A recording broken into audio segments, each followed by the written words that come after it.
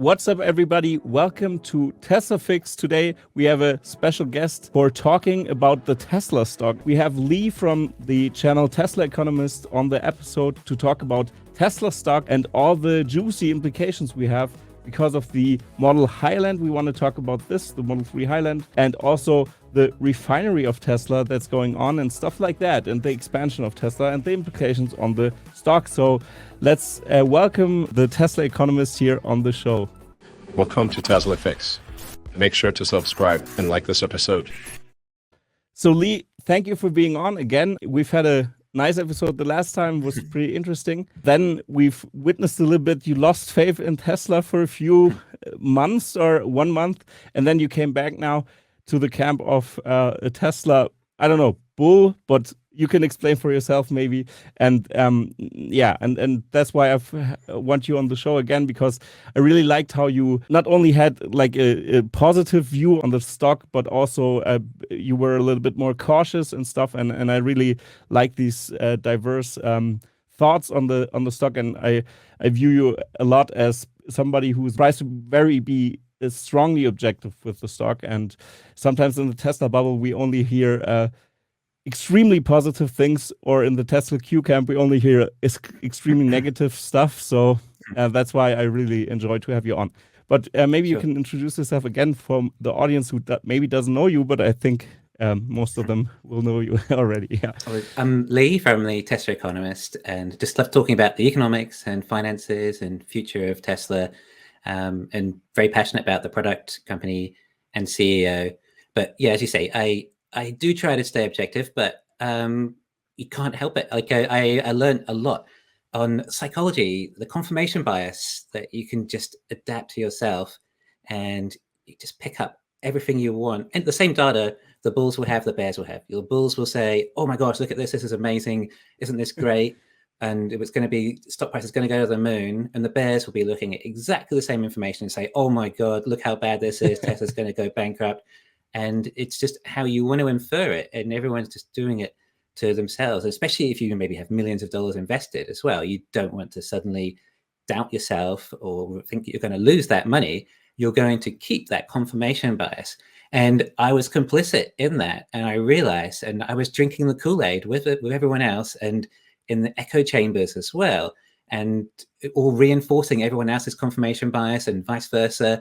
And I just had to step out of it a bit, and because things were not happening the way we thought, along with Elon as well. And that was kind of disappointing for me. I believed too much of what he said and put too much of my faith in his timelines and his missions and ambitions, and and money as well. I put a lot of money in options because I believed in what he said and that they would happen as soon as they would. And a big one was that epic Q4 that we were expecting. And that really shocked me, and it brought realization to me, and realized that, wait, hang on, this isn't just, I'm not just here for the mission in reality. This is an investment for me, my future, my family, and I got to take it seriously. It can't just be all good and just hope everything's going to go well and it's going to be how everyone thinks. So try to step out of it and really properly be objective. And I had to end up reevaluating my entire thesis of Tesla and how I believed it as a company.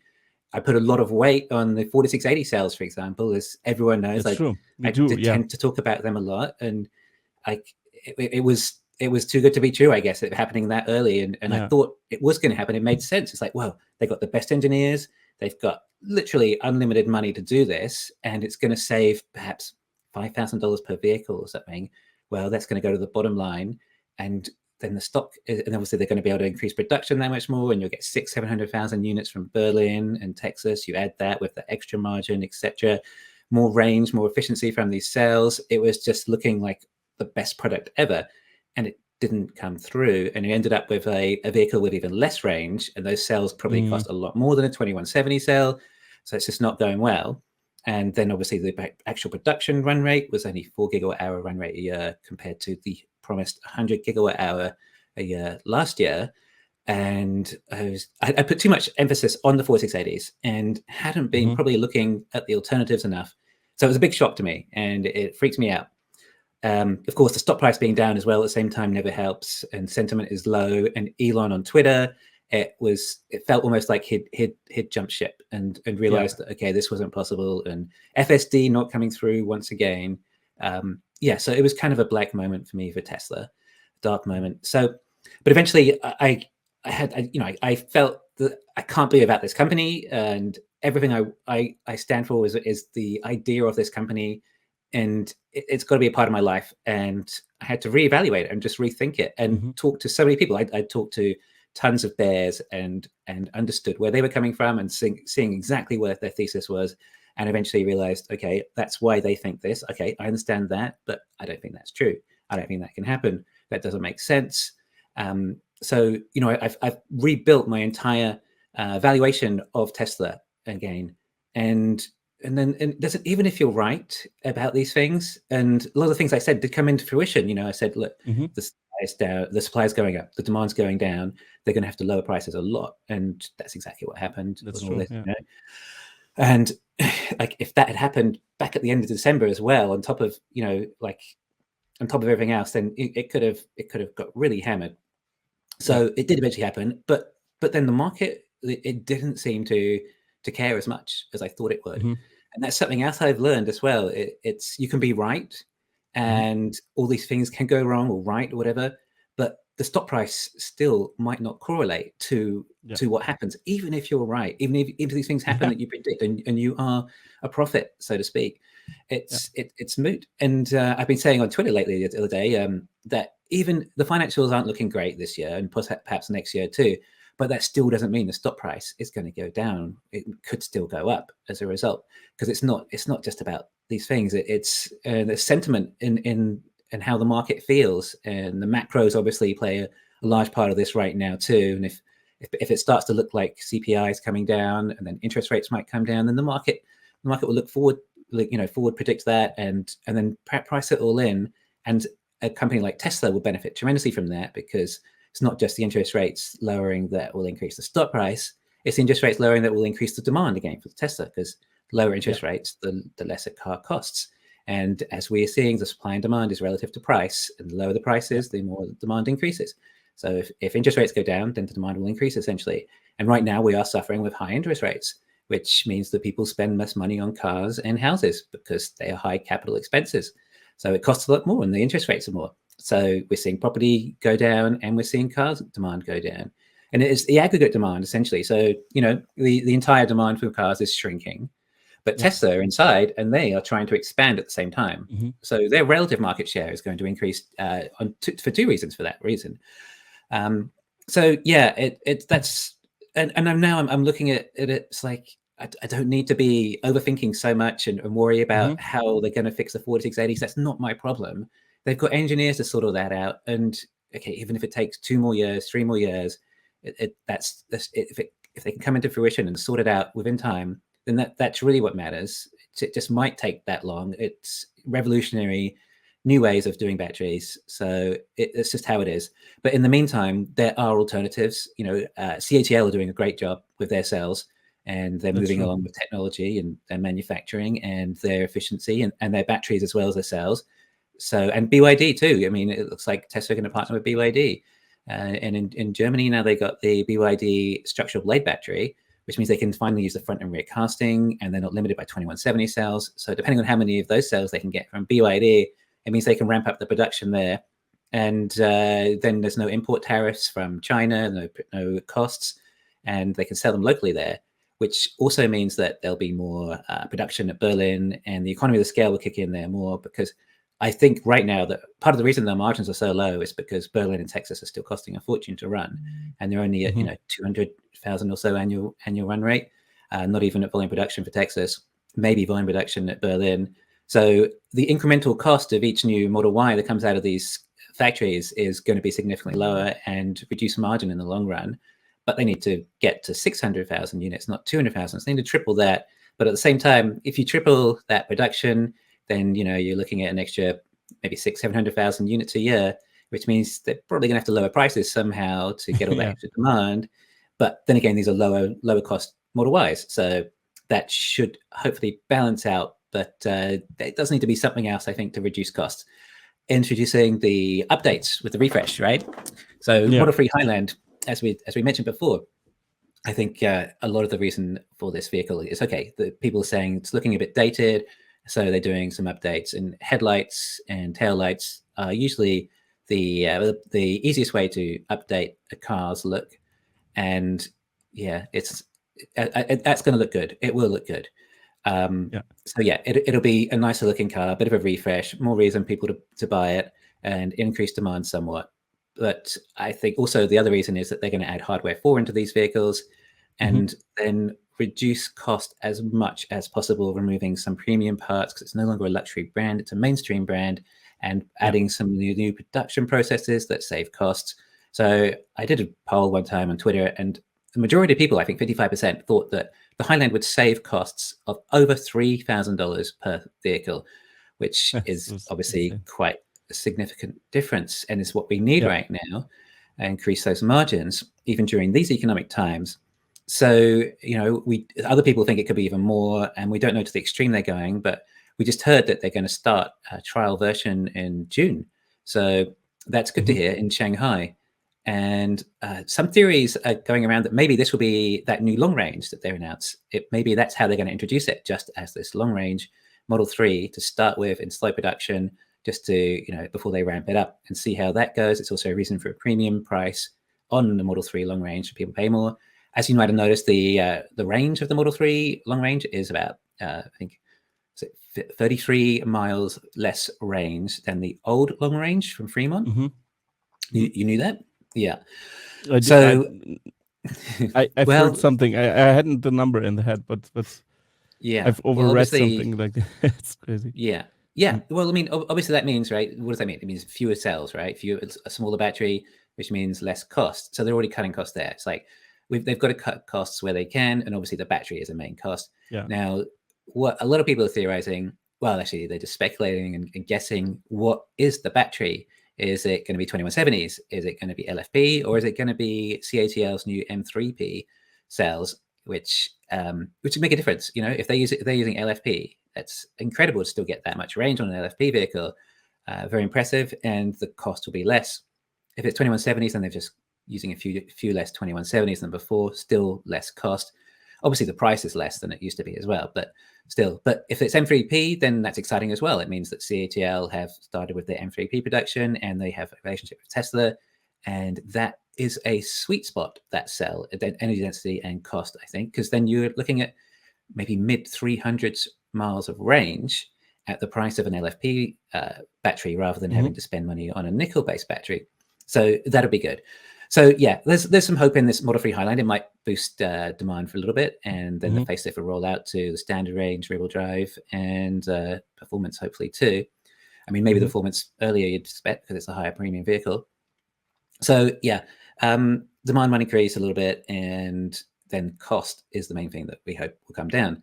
Of course, they're not really increasing the Model 3 production now at all anyway, so it's not like they need to reduce price to meet new supply for the demand, find demand for that new supply. Whereas the Model Y, they have like they have the section where they can like try to get their new processes in place and everything, and don't have these huge demand issues like orders to the order line till next year or something. It's maybe it's a good start to start right in that corner. But you wanted to say something about the Model Y. I've disrupted your flow of speaking. That's right. No worries. Please go on. It's okay. Model Y, well, obviously we are still increasing Berlin and Texas. They've got a long way to go. And like I was saying, if you're increasing your supply, you need the demand to meet that supply, and price is how you usually do that. Of course, a lot of the community is quite divided in another way of how to increase demand, by advertising, which seems to be a big topic. quite a contrast in views there. So people either really want it or they really don't want it. And it's like, no, if Tesla aren't doing it, then they shouldn't do it. But I bet if Tesla did do it, a lot of these bulls who think they shouldn't have done it will suddenly change their mind instantly and say, oh, yes, of course, they know what they're doing. You have to be the opposite. It always has to be the opposite. Yeah. Me personally, I was a little bit for advertising because I'm from the marketing space, but I really try to remind people Tesla is already advertising. But of course, the communication, I'm for simple communication, what the benefits of which car is, because less tech-savvy people don't understand the detail. They don't really understand what's happening. So we have to say, okay, it's the safest car. Here are the test results, and pretty simple stuff like this, I think helps a lot. But of course, a word of mouth is a huge thing, and if people like their cars, so the core product has to be good. That's the main focus Tesla always did, and so I'm a little bit mixed in that regard. But I think advertising is always good, but yeah, of course they have to figure everything out, that demand meets the supply and everything, that this is safe. So everything has to work, because people, I think, are tired on marketing statements that aren't true, or like a little bit skewed or something. People want to have. And Elon's even said he wouldn't want to go that path if he did advertise. It would just be like a more educational kind of thing. I mean, look how much we all know about Teslas and love them. And you talk to the average person and they don't have a clue compared to us. We're in echo chambers, like, and some of the people may think everyone understands them, but no, they don't. And exactly, none of us who have, none of us who have Teslas would ever go back to BMW or Mercedes or anything, right? Because we believe that it is a vastly superior vehicle, and there's still people buying BMWs who don't realize this. And so educate them perhaps, and through a marketing process or advertising. But perhaps Tesla are waiting for something like the Model 3 Highland as an excuse to start the advertising, and that might kick it off, and maybe there's a reason to advertise a new refresh model rather than promoting the old one that's just about to go, and start a new one. So I think people should know more about Tesla, and I probably am in the camp of advertising could be beneficial right now to increase demand. So but then we've got the equivalent of the Model 3 Highland coming with the Model Y, I think probably Q1, Q2 next year. So the Model Y Juniper update, which is going to probably be exactly the same what they're going to do with the Model 3, similar looking, facelift and hardware 4 upgrade, and reducing I'm looking forward for this one. So I mean, that's got to be good. Yeah, because I really like the facelift. I really like how it looks, and also the backside. But there were some rumors that I wanted to ask you something about. What's your take on this? Because if you look at the Roadster, it has a similar design language a little bit. Do you think it could be on a similar platform or something like this, the Roadster? Because we haven't heard anything about the Roadster so much since, I mean, it should be out already. It should have been out a while ago, exactly. All these poor people who put down hundreds of thousands of dollars on the deposit. That's a good loan for Tesla in my view. But if you look at it, and I think it really seems to be from the design language similar, but it was just a rumor, a small thing. I don't know if you what's your take? Maybe you can say something. I wouldn't hold my breath for Roadster anytime soon, I don't think. But I before we saw this update, I guessed that it was going to be similar headlights to the Roadster, because that is their latest design of a car aside from the Cybertruck. So that's kind of the new look and feel for a Tesla, even though that is 5 years old now or something. That's true. But it still looks good, right? It totally looks good, and I mean, it's already timeless. I think it's going to be a classic already. I mean, so if you can kind of envision that in a Model 3 kind of facelift, the Model 3 should look really good.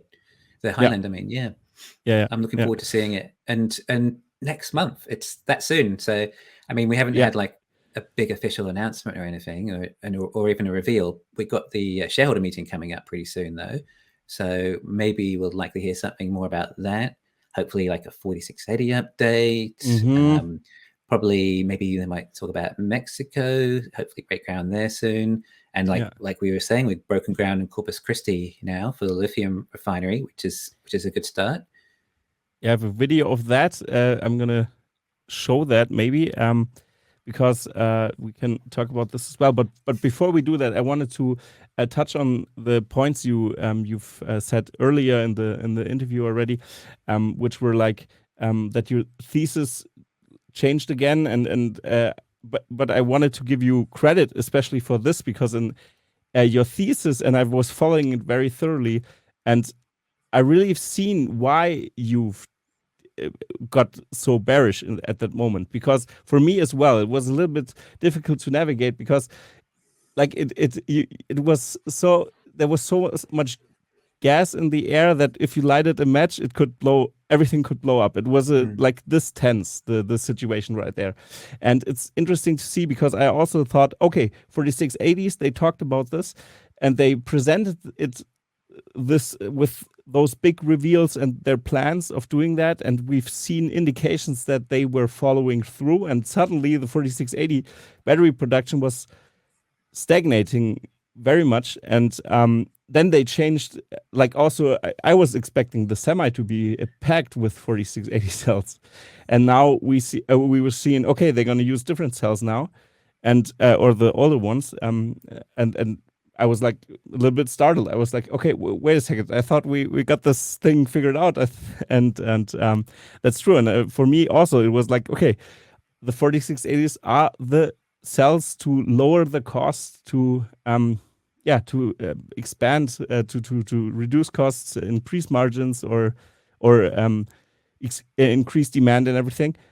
And maybe it's interesting to see that Tesla also, in those times where their like cells didn't work at this moment to scale it up in the mass they need, they switched strategy and looked how they can make it fit, and it worked also. And that's something I also learned, was that Tesla's very agile in that sense, that they will navigate through, even if they have headwinds, even if they even announced it already. So they will do it eventually, but when, the timeline, that's hard to predict. And that was also a very huge learning for me, to be a little bit more, just be less little naive, bit expanding the time frame, I would say, because be less like nervous on gullible on the details so much, like the timings and everything. It's hard to predict this.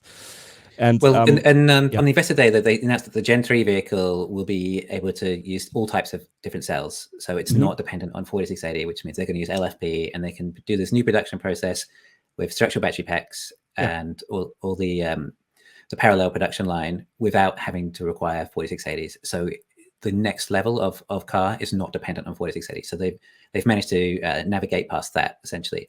And there's rumors that Mexican factory might have a production capacity of 2 million a year. So that's more than double what they have now. Without 4680s.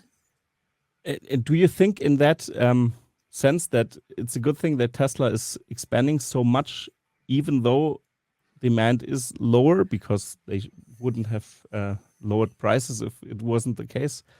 So how do you see this? Because it's a dangerous game to ramp up and try to get demand in place, and the recession indications we have all the time, and it seems like an unstable economy right now.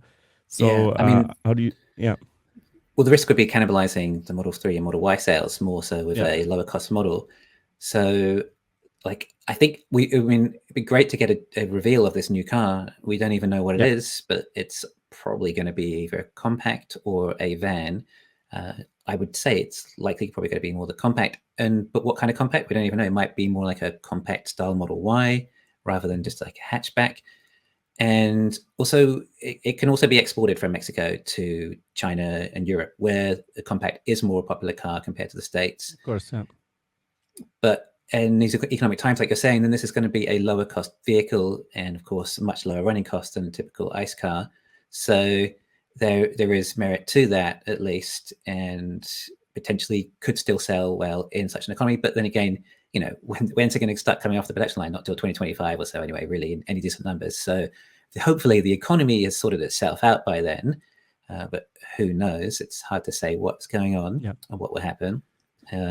Like the inflation in the 70s, they did the similar thing, and it didn't really do much to it. It kept going until the early 80s, when they really had to sort it out by raising rates and actually creating a proper crash and recession.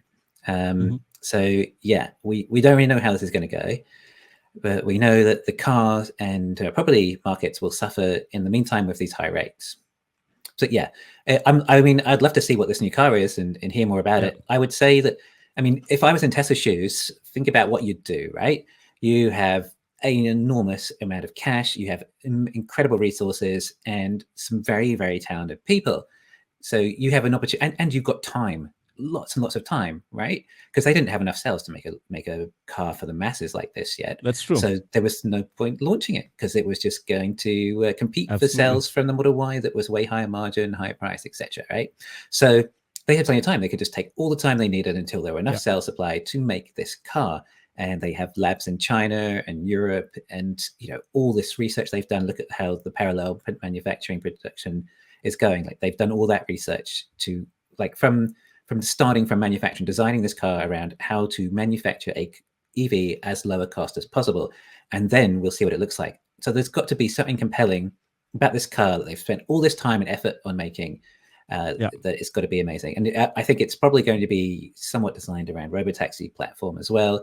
So it will be designed around, as well as production and manufacturing. It'll be designed around a way to make the robotaxis element as easy as possible. So it have better vision, for example. It'll be able to brake easier, faster, because it's probably lighter. Maybe different brakes, non-hydraulic brakes. Mechanical brakes, four wheels, all sorts of things like that. Just whatever you can do to, they know all the issues they have with robotaxis or FSD. So it's like, well, let's design a car that will remove such issues, and then we can use the robotaxi. And even Elon calls it the robotaxi car, labels it as that. So we don't even know if it's going to be for sale or whatever. And he does also say, but so is the Model Y and the Model 3 are robotaxis too. So I don't know. We really don't have a clue about this car, in a sense. We don't even know if we can buy it, like I said. And maybe it is the robotaxi car, and suddenly, look, we got robotaxis. They work now, and they'll be in some cities, and suddenly Tesla's stock price could go to the moon, even though the financials might even be negative or something. Is it like there's just it's Tesla? You just don't know what could happen. There's so many irons in the fire that could suddenly, just explode. Like I look at it as the asymmetric investment side, right? You, like, some of these payoffs are huge. So like if they solve FSD, then it's going to go back to $1 trillion, or maybe even multiple $1 trillion. The stock price goes up 5-10 times or something. What are the chances of that? Maybe 1 in 3 over the next few years. A 1 in 3 chance that you get 5 to 10 times your money. That's pretty good. At the casino, that'd be good anyway. And that's just FSD, Gen 3, what's that going to be worth if they solve that? If it's a low-cost car, maybe that takes it to another $1 trillion. So, there's all these asymmetric investments everywhere with it. 4680 cells, again, another one. And who knows what else they've got going on, what else they're cooking up there. So, and then there's the core business anyway that still is going. And so the thing is, they got to get these costs down, because if EVs are going to be the future, then they've got to be affordable. And this is the thing. Like, EVs are EVs going to be the future? Because we're seeing Ford and companies like this, or had Lucid's financials today. These companies are struggling to make EVs even close to profitable. Profitable doesn't even sound like the right word, but they can't even come to close to break even. They're like subsidizing their customers insane amounts to buy these EVs, because they are tough to make. As Elon even says, it's really hard to make volume production, and it's like basically impossible to make volume production at a profit. So Tesla have achieved that in the past. So, and then look at the lengths they've gone to do that, and how long it's taken them. It's not an overnight thing. And Ford, GM, Stellantis, Volkswagen, Mercedes, they're all investing billions, like hundreds of billions combined collectively over this decade to try and hopefully eventually get to a profitable EV. Because it's only in the future if it's affordable. Sure, it's a better version of a car, and consumers seem to realize that. but only if they can afford it. And sure, governments are helping out with subsidies and stuff, but I mean, that can't be expected to last forever unless they just tax ICE further or tax petroleum, and then that subsidizes it maybe. So yeah, it's all about getting costs down, and hopefully this Gen 3 version will really put that in and show the world that, look, you can get the cost down, but it's not easy. Look how much effort is involved in the manufacturing and the vertical integration required. So yeah, that's really where I see the future is if EVs have to get costs down, or or one way or another. Yeah, and it's really interesting because you've touched on the competition now a little bit, and for me at least, it's like we've seen the struggles Tesla went through already, and the economy is there, and we like have a pretty close look on Tesla, especially. But for me, at least on my channel, I try really to look at the competition as well, especially from Germany, because our economy is so strongly tied to the German car manufacturers as well, because many third-party suppliers, for example, are supplying them, and the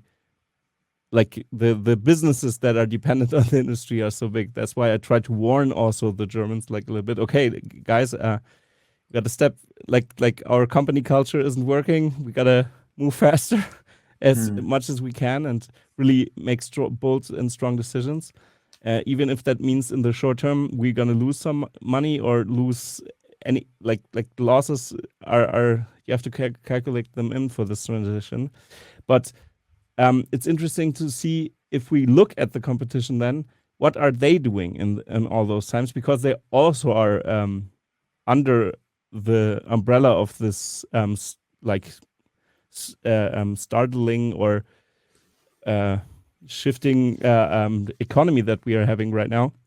So yeah, if you compare the companies again, then Tesla is always on top in every metric you can imagine, and it's interesting to see they're still moving very fast. The structural battery pack is expanded now to different cells, which is awesome. I thought at first that, like you've said before, the 4680s were the ones that we were hoping for, and those were the first structural battery packs. But now they're expanding that, and that's the way to go. And also the Chinese partnerships are, because they're the best in building batteries. If you compare it, also South Korea, of course, with Samsung. But yeah, it's pretty interesting how this unfolds, and my thesis is stronger than ever that in this crisis Tesla will prevail and will come out as a winner, because like you see, if I've analyzed the numbers of Ford, it's pretty how could you say it? Like it's I'm sweating while reading it. Like, oh my God, that's you can't sell your cars this way in the long run. It's pretty difficult transition for them, and Ford is the only company that really opened up the books like this. I think now you really can see them. I mean, they have to comply with the law and they have to show the numbers, but still, it's interesting to see that. And if you compare this, Tesla's still on top, and I think will come out as a big winner when this transition happened. Yeah, maybe it just pushed the timeline 2 years apart, away. Like, yeah, that was my take on it. How do you see it? Yeah, got to be a bit more patient. But I think the Germans were doing quite a good job. I mean, with Herbert Diess and Volkswagen, he got it going pretty well. Like, I mean, he's not there anymore. Porsche, of course, came out of that, and they see, like I'm saying, the costs are too high for EVs. But if you have a brand, a prestigious brand like Porsche, then people are spending, $200,000 or something on an electric Porsche. Then that cost of the battery doesn't increase if it's a Porsche, if it's a Volkswagen, whatever it is. The battery costs that much. But then you can add all this premium price onto your brand name, Porsche. Then you can cover your costs and probably make a decent profit. So Porsche should be fine with EVs, which is what we're seeing. The Taycan's a pretty popular car. It's a nice car. The range isn't great, obviously, compared to a Model S, but I guess people don't care enough about the range. They'd rather have a Porsche, electric Porsche. So And we're going to see an electric Macan equivalent as well is coming out. I think that's the next Porsche coming out, which Macan's their best-selling car, so it makes sense to do that. And the electric SUV, it's a bigger car. You can put more batteries in if necessary. And again, Mercedes, similar brand, prestigious brand, you can charge a bit more. People will pay more for Mercedes than a Tesla, and they can therefore justify the expense of the electric element of the car and still perhaps make a profit eventually. Because I mean, they have plans to make 200 gigawatt hours a year of cells, which is insane. By the end of the year, at the end of the decade, I think that was their target. Yeah. So they plan on transitioning to electric, and you probably see a lot of electric Mercedes where you are. There's the new not the EQS, the new SUV equivalent of that. Now this has come out. Is it SQ? No. EQB or something. Oh, is it? I'm not sure. I'm not sure. There's the EQE as well. There's the oh god, yeah, the numbers. I mix it up all the time. I can't. So yeah, they've got like over half a dozen electric models now, which is more than Tesla. Yeah, I mean they're selling in the thousands. Yeah, but I have to like, especially VW makes me a little bit scared, because the problem was Herbert Diess was the one who really pushed the time, like really pushed the EV topic, because he had to do it because of Dieselgate as well, and he was there to clean it up, to clean the mess up VW did. And then he was vocal about how difficult this transition will be, and he stated facts like, okay, if we move on like this, we're gonna get rid of 20,000 workers in Wolfsburg at the end of 2030. And in Germany, you don't step out of line, especially not when you're the CEO of VW. You don't really do that, because the board of VW has all the power. And he was like presenting himself like an American CEO from a brand we all know a little bit more, like Elon Musk a little bit. But I think it was a great strategy to do that, to wake them up. But then this Blume, the CEO of Porsche, he's also for e-fuels, for example. He likes e-fuels. He thinks it's a great technology, and he doesn't think we should get rid of this technology and don't do R&D in that segment. And also now Germany is lobbying very hard to get the law fixed that the EU decided, that internal combustion engine cars can't be registered going forward from 2035, which is a big thing happening. That means, they have exceptions, and now they try to put every internal combustion engine car they can get into this exception. And that's what they are doing right now. So I see that especially from BMW, the will of switching is not there. And their target was like 50% at 2035. And this rings my alarm bells. That means for me, like, some brands are committed. I think Porsche is a prime example of how to do it. Of course, they have a premium car. That's always good. Like you said, the margins are going to be higher because they can charge more. It's a very known and loved brand, especially also Mercedes, for example. But what I feel, in the software space, we still lag behind, even in the premium cars. And of course, the Porsche, maybe you don't want to have those many software features. Maybe you want to drive it yourself. I can imagine that the owners don't really care that much. But if a Tesla pulls up to your where you summon it and takes you somewhere and drives itself, then Mercedes has a problem if they don't figure out their level 3 autonomy to level 5. Because, like we talked last time, this is the luxury you could have, like, for many people. People will talk about this, and I'm not sure if they can pull through with the software development. So that's something I'm a little bit scared of. But maybe they can partner with somebody or somewhere that is going to be better. But that's my take on it. I just wanted to add that. But I think you're right. The German car brands really target the premium market now. That's their only option they really have, because mass production is too difficult to pull off. But what I see is that Tesla and BYD are one of the only companies that even can produce massively in that scale. And that's pretty interesting. That means VW, the people's car, this brand, like the VW car brand, will suffer. I think they will be smaller, at least, yeah.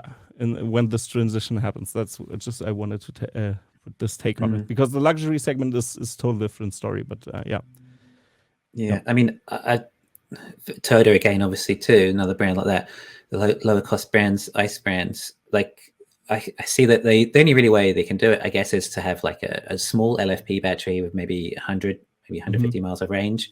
That doesn't cost too much, but it's still enough for most people's daily routine, and rarely ever need to drive more than that in a day, and they charge it every night. And if they ever need to go on a long distance drive, then they probably have a second car that might have a longer range, or maybe a hybrid or something, Then again, of course, chargers will become faster, and they'll be everywhere eventually, and they'll be at work as well as your home, and be at the mall. You've already seen them pop up more and more everywhere. So there is that element too. So that is the only way I can see them cutting the cost, because they're not going to get battery costs that low enough for them to make a profit. It's just not going to be possible, including everything else. And they've got to sort out their production, hit volume production, which is pretty tough. But BYD managed to do it, but their cars are pretty basic in order to do that, and they're designed around that.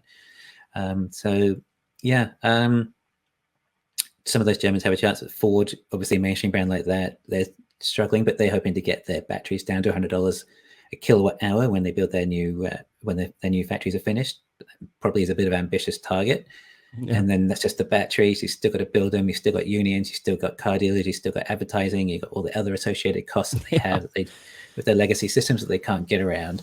But then again, if you build from the ground up like Rivian and Lucid, then that doesn't seem to help either. They just tried the Tesla strategy, start with a luxury car where there's not much demand, so we don't have much supply. We can charge a premium, and they aren't close to making a profit. It's absolutely insane. Like the Model S, not everyone knows this, but before the Model 3 came out, Tesla had hit profits with the Model S. It was a profitable car, not massively, net profit wise, at least, and that was the premium car. But Lucid, they're like, was it $250,000 cost per vehicle, and they sell them for under 100 now, I think, or something. So yeah, this was insane when I saw this number. It's like, that's insane. Crazy. And you'd think that if they're copying Tesla, and Tesla's already done so much of the hard work, that they could at least be competitive with the Model S, where that was like 8 years ago. But that doesn't seem to be happening. Like Tesla has some sort of magic that they are doing that no one else seems to be able to replicate. So that's one of the advantages. But I want these companies to succeed, because I think the EV industry needs to grow to help Tesla as well. It's got to become mainstream, and Tesla's just going to be the largest player in it.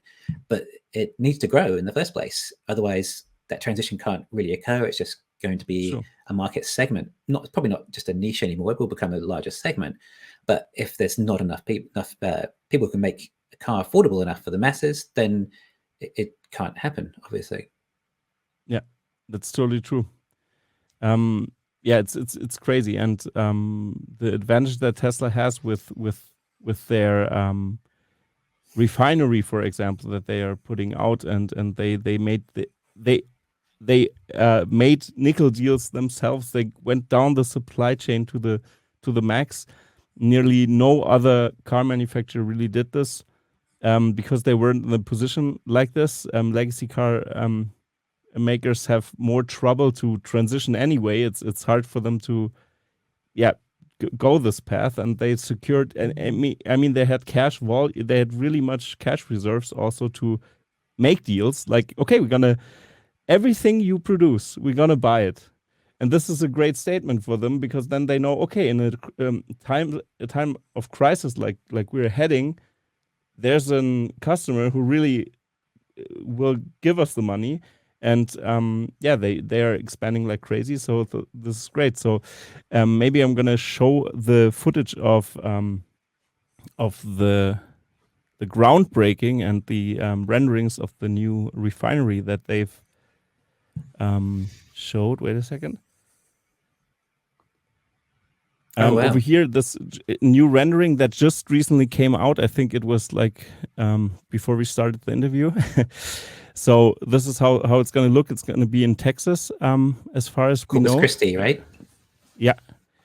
And maybe you can talk a little bit about the refinery and your thoughts on on the refinery. If I recall, it was going to be enough lithium for 50 gigawatt hours a year of cells, and they say that they'd be refining within like 2 years, which is a bit ridiculous because most refineries take like 6 or 7 years or something. So we'll have to see if that is a real 2 years or a Tesla 2 years. But they are using new processes, and the idea of it wasn't for vertical integration because it's only 50 gigawatt hours a year equivalent. They need much more than that. It was really to try and spend a lot of time, effort, R&D on working more efficient ways of refining lithium, and show as an example for the rest of the world of how to do it, because it's not something that Tesla really want to do. But if it's not working properly now, and there's better ways to do it, and there's not going to be enough lithium in the future, then Tesla are going to take the initiative and be proactive and try and work out the best processes. So this is more, in a sense, it's just like an R&D lithium refinery. Huge lithium test plant or refinery. I guess in some sense, with a lower capex, obviously, and higher output per squared foot or meter. So that's really what this is. And obviously, it's 50 kilowatt hour year equivalent lithium, so that will help them too. And it's in Texas, so hopefully it could be used for the 4680 production in Austin. But at least we're seeing it happen, and it's in the works. Hopefully, we see them break ground in Mexico soon as well. Because here they broke ground already. I have also a small clip here. Because I wanted to show you this because I thought, talking about the Cybertruck also, because we had a small guest appearance of the Cybertruck, we can just talk over it. It was so awesome to see this, a little bit maxed out Cybertruck in the back with a little bit more like mounting options. Oh yeah, which are pretty a very American entrance there, like we all know from the Americans. It's interesting to see that they already are breaking ground. It's starting, and also a small outlook on the Cybertruck, how you can use it in a utility sense. And even I think those are cyber shovels, I imagine, because they don't look really like real shovels. It's more like a design thing. It's great. I think things like this will shake up the industry again. Like you said, refineries are not as efficient as they could be, and to have a test plant in that sense, or test refinery, will be a great move to push the technology forward. And your point you've mentioning with vertical integration is also interesting, because many people always said before, Tesla wants to vertically integrate everything. Of course, no, they don't. They really just, they also talked about this in the earnings calls many times, that it's needs to happen. If it's too slow, they have to step in, and this is the case here. That's right. They start initially, they had to vertically integrate because they weren't a big enough company, and people didn't want to make enough products for them. They thought they might go bankrupt. It's like, well, we need this for our car. Well, how are we going to do it? Well, we have to make it ourselves then. Okay, fine. It's not like they wanted to, or it was some massive, enormous cost saving. They just wanted to grow whatever way possible a little bit. If they have to make it themselves or do it themselves, then that's the only way to be done. And they're not going to just say, okay, well, I guess we can't grow then because we can't get this part, or we can't have enough lithium. They're relentless, whatever it takes. And like Elon says, if we have to get into mining, we'll do that. We don't want to be a mining company, but if we can't get enough lithium or enough nickel or whatever, then that's what we'll have to do. So it's not like they want to be a massive vertical integration company. It just happened to be that way. And there are some cost savings involved in some reasons to do it, just for cost savings as well. Like obviously the batteries and the cells, 4680s. No one's making lower cost enough 4680s, and no one can make cells. And no one can make them fast enough. So we'll do that with this new dry battery electrode process, which is the reason they seem to be struggling. Yeah.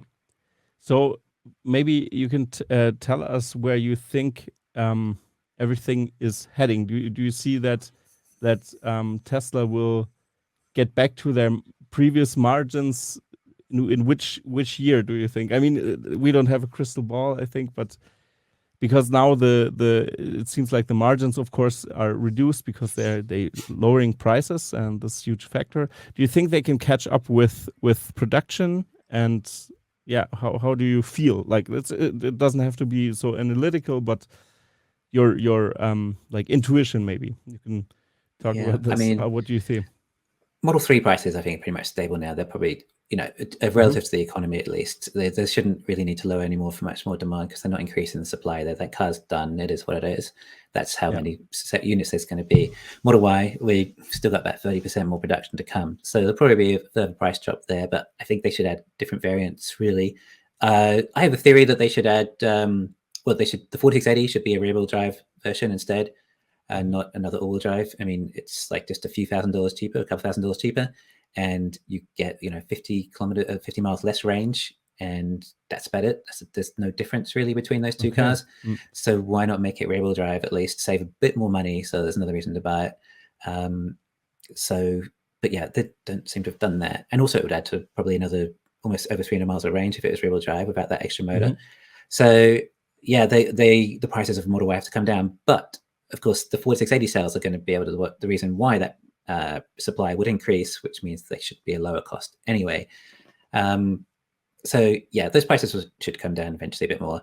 And it's going to be more of a mainstream car. I mean, it's going to be the most popular selling car in the world, right? With almost, probably when full capacity, 1.6 million units a year, maybe 1.8, which is a lot of cars. Also, that's just like one variant, one model, one style of car. Whereas people say, oh, the Toyota Corolla sells this many a year, but there's like a hatchback version, there's a crossover version, there's like several different variants of that vehicle, and you say the same about the F-150 as well, the pickup truck, which is the best selling in the US, and all those other pickup trucks. Whereas the Model Y is the best selling non-pickup truck car, but it's probably the best selling single variant car in the US too. So it's an incredibly popular vehicle. And it's somewhat cannibalized the Model 3, of course, because it just seems to be that much more popular and sells that much better. And it would be price sensitive. They get the cost down, and then they can reduce the price more, and then they'll sell more. And in a better economy, when rates are lower and people are more confident on the outlook and their jobs are more secure, then demand will increase naturally as well, the aggregate demand for autos. So, and then it should stabilize around there. But as for profits coming back and those margins, well, it's going to be all about getting the costs down, but we've got time, like 2 years, 3 years, 4 years. It's like, this is a technology company. Look how long Amazon didn't make any money for, and all these other companies. Yeah, right. So that's the way I look at it now. And it's like, okay, fine. Maybe they're break even now, or, if they have to be break even for Model Ys, but they have all these reasons for the cost to come down over time. Lithium will come down. Lithium refining is going to get cheaper, and all these other supply chains and the bandwidth of the entire EV industry is just going to improve. Economies of scale improve. Costs come down. More competition enters, and naturally, the free market should interact with that and take these costs down naturally, as well as Tesla doing everything they can to try and cut the costs. But namely, again, 4680 sales being Elon latest price we heard was like $70 a kilowatt hour, which is going to be significantly less. I'd say the 2170 is 120 to 130 now, so that's $50 less a kilowatt hour. If you've got 80 kilowatt hour battery, then that's $4,000 pure profit going to plus the subsidies they get for those. So that's another $45 off. So that's huge. Yeah. So the margins can return. Yeah, it's what so maybe 2 or 3 years, I guess, might be the answer to your question you were looking for. And when the 4680s can ramp, and when the economy hopefully re-enters the recovery period and starts seeing interest rates drop a bit, at a guess, maybe we're back to, I'd say, 23 to 25% gross margin for the Model Y. Yeah, sounds reasonable. Yeah, it's something I also thought in that camp a little bit.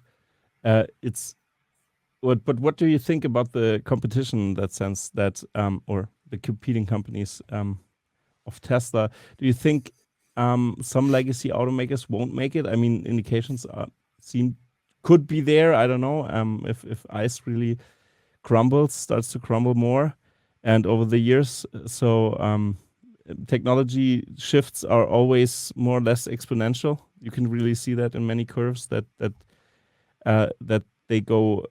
It's if the transition of this bell curve that many people also talk about is when this hits, it can go faster than you expect, because then the third-party suppliers maybe will go out of business, and then the card house collapses. So do you see brands that you feel like, okay, those might be in trouble, though here are the ones that are maybe making the shift? What do you think? Yeah, well, I guess they'd slowly start cutting production on their less profitable cars, or their losses, and just maintain their more profitable ones in the time being, and use those profits to grow the EV business, their EV businesses. They subsidized it for a while, but eventually, when you're losing $30,000 a car, it's okay when you're selling 30,000 a year or something. But if you start selling $1 million a year, it's $30 billion a year, which they can't subsidize. Obviously, you get some economy of scale, but it's still, even if you're losing $10 billion a year, that's a lot of money. It's so much money. It's not sustainable. So I don't know how they can do it. I don't have a roadmap of how they can do it at the rate they're going. There's too much conflict as well with the legacy business, and like you're saying, to lay off 20,000 workers or something, that's not going to be good. The unions and all this, and the government were like that. And then sure, there's more jobs coming with batteries and things. But yeah, I don't have a roadmap for them. I've analyzed it relentlessly, and it's worse than I thought, because now we're hearing how high their costs actually are. So I thought, we were once told, Jim Fairley once tweeted that they were break even, had positive gross margin on the Ford Mach-E, and that was building in Mexico, of course. And it seems like that might have been fictitious when he said that. So, because it shocked me so much. Ford's numbers shocked me, really. It was like I didn't expect it to be this bad. And okay, I'm not an analyst, I have to say. I'm just an graphic or designer, communication designer, looking into some numbers. So I'm a rookie in this, but still, it was shocking to really see this, especially how they talked beforehand. And like you said, Jim Farley said a total different story. I'd hoped for them. I'd hoped for them. I hope they'll do well. And the F-150 Lightning, they put a lot of effort in that. It looked like a great car. So, I think that's where a lot of the cost is going. Gosh, they must cost a fortune to build, I guess. But it's a bit disappointing, really, to be honest. And then that's Ford, who are doing like one of the best jobs out of everyone, compared to like GM. And how many Hummers have they made now? Like 2 this year? I don't know. It's so ridiculous, right? It's ridiculously small number. Yeah. So go on, please. It's just there doesn't seem to be the competition, and it's not like I'm happy about that. I want the industry to grow. I think it needs to. So I don't really take joy in that necessarily. One question for like this, one of the before we end the episode here, this question is, I wanted to know, how do you view the like South Korea being very vocal and talking to Tesla and wanting them to be to open up shop in South Korea? What do you think will happen there? Because there were some indications, or I think it was a tweet from you or from somebody else. I might mix that up, but the access to the Indian market could be over South Korea, because they have a trade agreement, and could open up the market. I don't know. This was a rumor I've seen, something like just a thought, and it was rumors that there'd be a factory in South Korea, but because you don't want, I guess I don't want all the eggs in one basket, being China with the export there. However, they're China for a reason. They got the LFP cells, and no one else seems to be making LFP cells much outside of China or outside of CATL. You got LG and Samsung in South Korea, but they're using nickel cells, which aren't going to be scalable, especially not going to be affordable for India. There was the talk of then going to Indonesia for all the nickel there, but again, you need 4680 cells for that to work, and they're not there yet.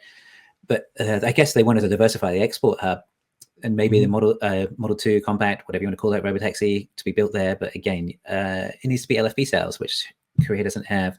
So Yeah, I don't know. I mean, I guess you could import the LFP cells quite easily from China, so that's not really a big deal in that sense, potentially. But then you're still at the mercy of China.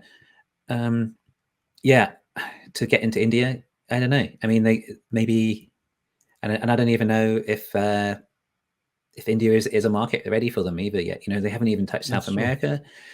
Maybe Mexico might. Some people think that's an entrance to South America, but they don't have the infrastructure there either for all the chargers yet and all that. So that's true. It's it's hard to really speculate on that at this stage.